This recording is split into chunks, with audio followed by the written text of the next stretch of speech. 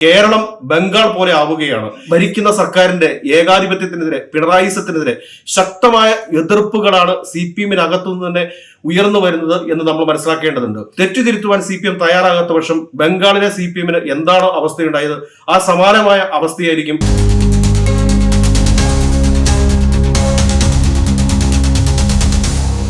നമസ്കാരം. ഉപതെരഞ്ഞെടുപ്പിന് ശേഷം കേരളത്തിലെ CPM-നകത്ത് സംഭവിച്ചുകൊണ്ടിരിക്കുന്ന കാര്യങ്ങൾ നമുക്കൊന്നും ഒരിക്കലും സങ്കല്പിക്കാൻ സാധിക്കാത്ത പോലെയുള്ള കാര്യങ്ങളാണ്.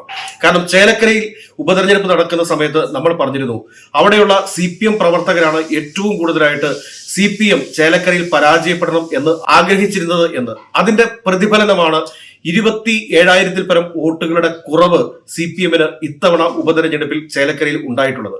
ബംഗാളിലെ പോലെ പാർട്ടി ഓഫീസുകൾ പിടിച്ചെടുക്കുന്ന അല്ലെങ്കിൽ മറ്റൊരു പാർട്ടിയിൽ ചേർന്നതിന് ശേഷം ബംഗാളിലൊക്കെ സംഭവിച്ചത് CPM പ്രവർത്തകർ കൂട്ടമായി TMC-യിൽ ചേരുകയും TMC-യിൽ ചേർന്ന പ്രവർത്തകർ എല്ലാം CPM-ന്റെ പാർട്ടി ഓഫീസുകൾ പിടിച്ചെടുക്കുന്ന ഒരു കാഴ്ച നമുക്ക് മുമ്പിൽ കണ്ടതാണ്. അതിന് സമാനമായ സാഹചര്യങ്ങളാണ് ഇന്ന് കരുനാഗപ്പള്ളിയിൽ നടന്നിട്ടുള്ളത്.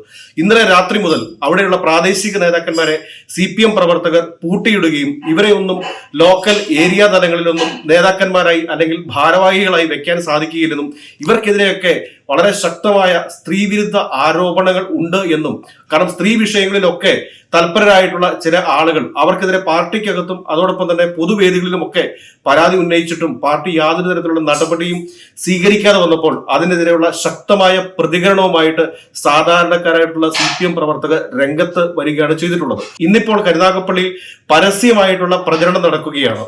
കാരണം CPM-ന്റെ അകത്തുനിന്നുള്ള സഖാക്കന്മാർ തന്നെയാണ് കരുനാഗപ്പള്ളി ഏരിയ കമ്മിറ്റി ഓഫീസിന് മുമ്പിൽ ധർണാ സമരം നടത്തുന്നത് എന്ന് നമ്മൾ മനസ്സിലാക്കണം. അതായത് കേരളം ബംഗാൾ പോലെ ആവുകയാണ്.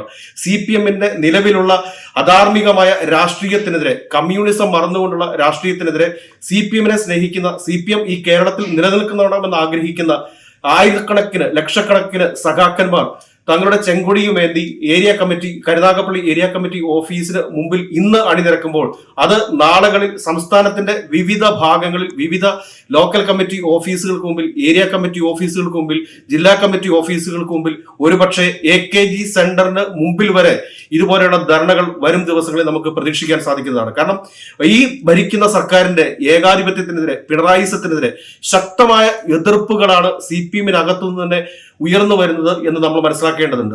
എല്ലാ സാമൂഹ്യ മാധ്യമങ്ങളും എല്ലാ ദൃശ്യ മാധ്യമങ്ങളും ഇത് തന്നെയാണ് പറഞ്ഞുകൊണ്ടിരിക്കുന്നത്. പിണറായിസത്തിനെതിരെ, ഏകാധിപത്യത്തിനെതിരെ ശക്തമായ ഒരു വികാരം CPM-ന് അകത്ത് തന്നെയുണ്ട്. അത് മനസ്സിലാക്കാൻ സാധിക്കാത്തത് CPM-ന്റെ സംസ്ഥാന സെക്രട്ടറിക്കും CPM-ന്റെ ജില്ലാ തലങ്ങളിൽ ഇരിക്കുന്ന ഭാരവാഹികൾക്കും മാത്രമാണ് എന്ന് നമ്മൾ മനസ്സിലാക്കണം. കാരണം CPM-നകത്ത് തന്നെ പിണറായിക്കെതിരെ ശക്തമായ ഒരു വികാരം ഉണ്ട് എന്ന് തെളിയിക്കുന്നതാണ് കരുനാഗപ്പള്ളി ഏരിയ കമ്മിറ്റി ഓഫീസിന് അകത്ത് ഇന്നലെയും ഇന്നുമായി നടന്നുകൊണ്ടിരിക്കുന്ന പ്രതിഷേധ ധർണ എന്ന് നമ്മൾ മനസ്സിലാക്കണം. കാരണം കോൺഗ്രസിനകത്ത് പോലും ഇതുപോലെ ഒരു തങ്ങളുടെ നേതാക്കന്മാരെ പാർട്ടി ഓഫീസിനുള്ളിൽ പൂട്ടിയിട്ട് ധർണാ സമരം നടന്നിട്ടുള്ളത് ചരിത്രത്തിലാദ്യമായിട്ടാണ്. ഇതിനെയൊക്കെ CPM ഏത് രീതിയിൽ കാണുന്നു?